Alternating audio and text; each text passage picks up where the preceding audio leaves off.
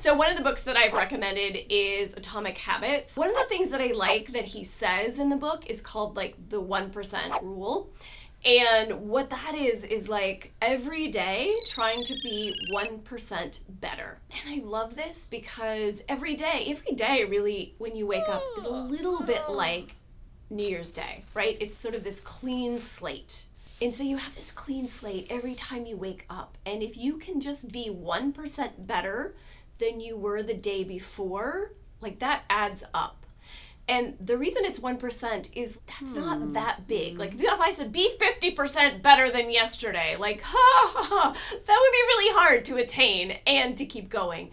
But if you only have to be 1% better, right? So if you're moody in the morning and you're not that nice to whatever, and then 1% better is just maybe I smile in the morning, right? Or whatever it is. Or maybe I'm snappy when people say things to me and I snap back at them and I'm just like, today I'm gonna take a breath before I snap back.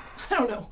But like a tiny thing, because then the next day is you could take 2 breaths. And the next day you could take 2 breaths and not open your mouth, right? Whatever it is, but tiny.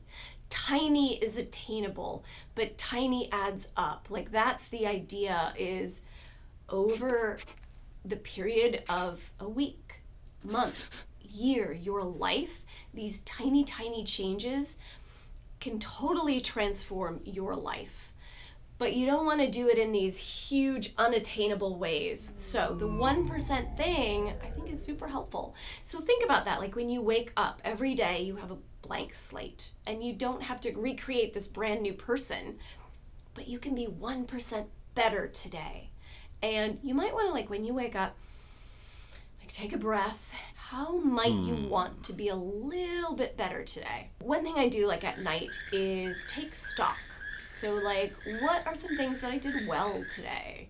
And then what are some things that I could do differently tomorrow, right? Or the next time something happens.